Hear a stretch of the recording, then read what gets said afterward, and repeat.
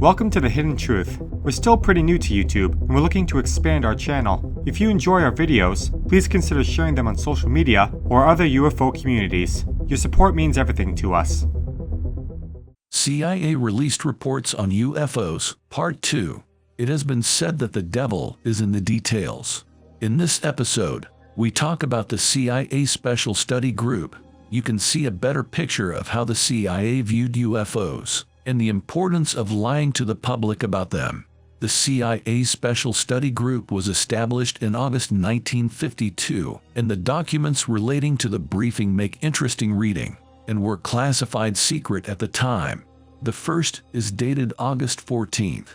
During the past weeks, with the phenomenal increase in the number of flying saucer reports, there has been a tremendous stimulation of both public and official interest in the subject.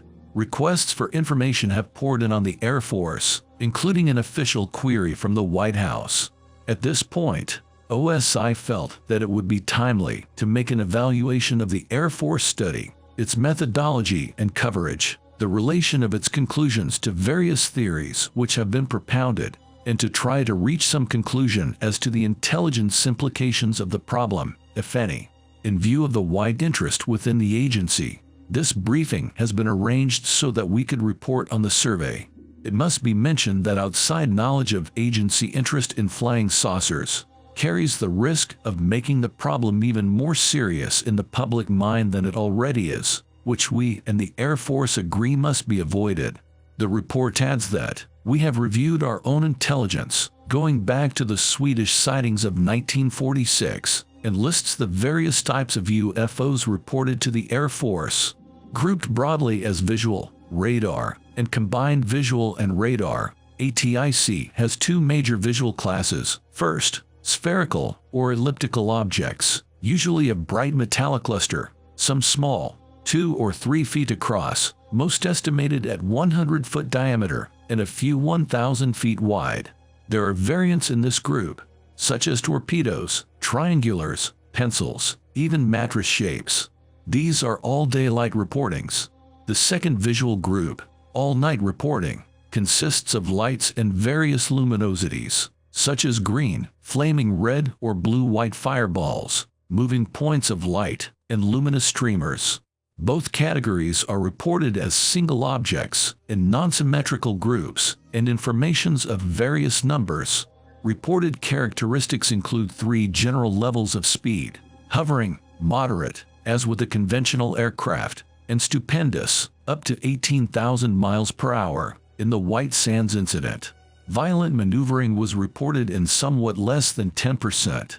Accelerations have been given as high as 20 Gs. With few exceptions, there has been a complete absence of sound or vapor trail. Evasion upon approach is common. Radars have shown many unidentified blips, but there is no reported instance of complete tracking in and out of the maximum drum, and no report of a track from station to station. The blip, in almost every case, passed through the center of the scope. Various instances of radar visual sightings are cited, including one that occurred a few days ago at Wright Field and has not yet been fully analyzed. 2 F-94s with cameras were vectored in on a blip. Both pilots sighted an object and one locked on with his AI equipment. Reaching his maximum allowable altitude, he triggered his camera and the negative shows an object.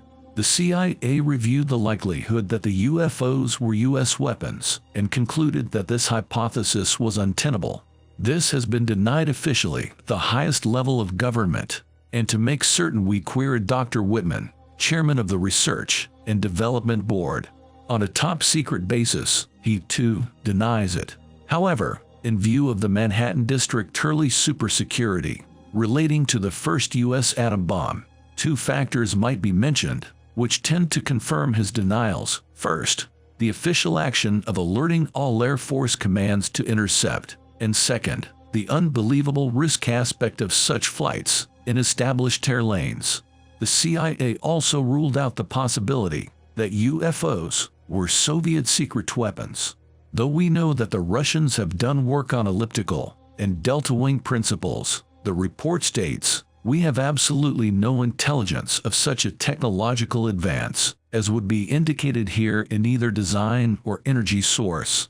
Further, there seems to be no logical reason for the security risk which would be involved, and there has been no indication of a reconnaissance pattern. The extraterrestrial hypothesis was then reviewed by the CIA, OSI Special Study Group.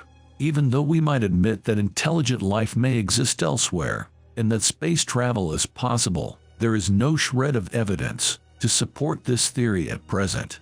There have been no astronomical observations in confirmation, no slightest indication of the orbiting, which would probably be necessary, and no tracking. However, it might be noted that Commander McLaughlin of the White Sands report, a number of General Mills balloon people, and many others are reported to be convinced of this theory.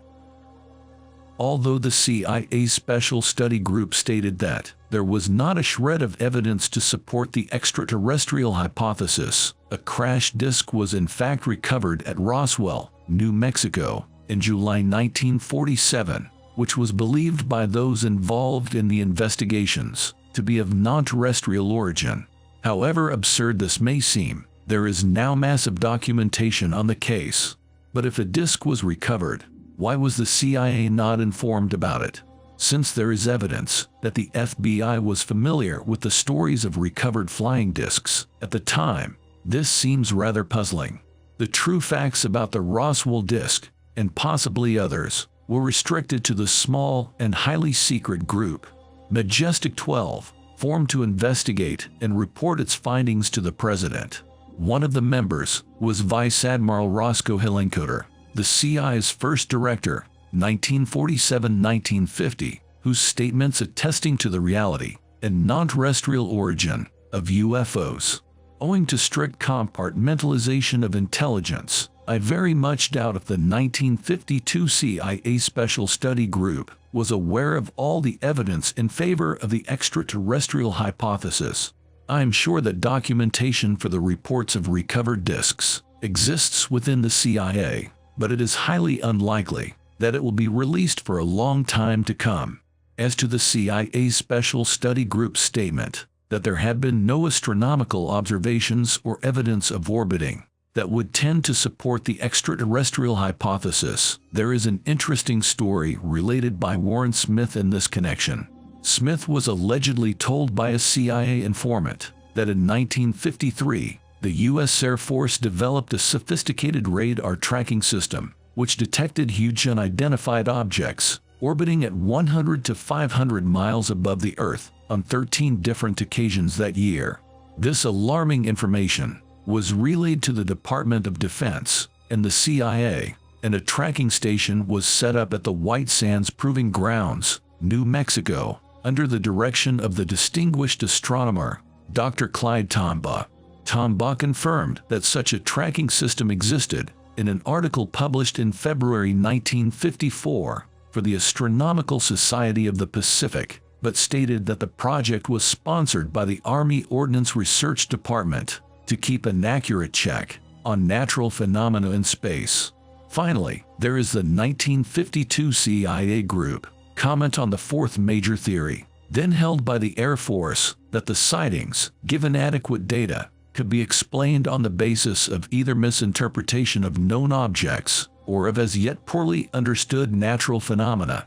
This theory was endorsed in a lengthy briefing by a Mr. Rang, who nevertheless concluded sightings of UFOs reported at Los Alamos and Oak Ridge at a time when the background radiation count had risen inexplicably. Here we run out of even blue yonder explanations that might be tenable, and we still are left with numbers of incredible reports from credible observers. Another review of the CIA OSI Study Group's findings is to be found in a sanitized copy of a 6-page document, dated August 19, 1952, originally classified secret. The CIA was puzzled not to have found one report or comment, even satirical, in the Russian press. This could result only from an official policy decision, and of course raises the question of why, and of whether or not these sightings could be used from a psychological warfare point of view, either offensively or defensively, and continues. Air Force is aware of this and had investigated a number of the civilian groups that have sprung up to follow the subject.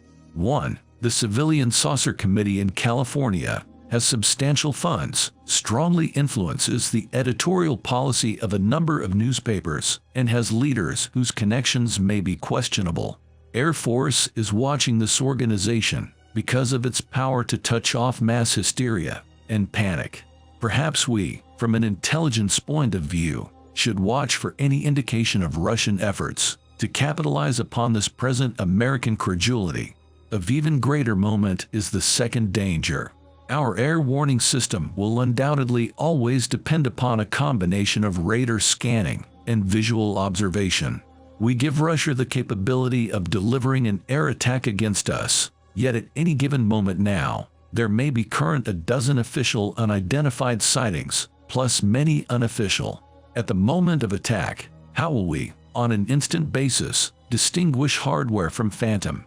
The answer, of course, is that until far greater knowledge is achieved of the causes back of the sightings, the little understood phenomena Deleted has described, we will run the increasing risk of false alerts and the even greater danger of tabbing the real as false.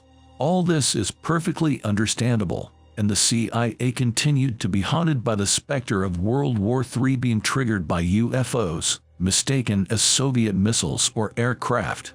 The Office of Scientific Intelligence would continue to monitor Russian research and development in the scientific fields involved, the report concluded.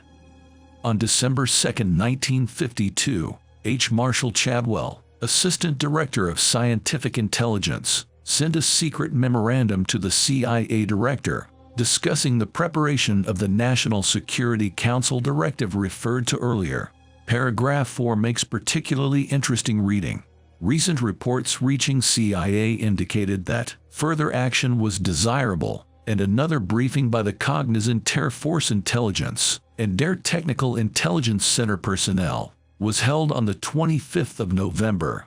At this time, the reports of incidents convince us that there is something going on that must have immediate attention. Sightings of unexplained objects at great altitudes and traveling at high speeds in the vicinity of major U.S. defense installations are of such nature that they are not attributable to natural phenomena or known types of aerial vehicles. Resources above top secret. Timothy Good, 1988. My take. More small pieces to the puzzle that basically says UFOs are real. The government knows about them. The government is actively lying to the public and covering it up.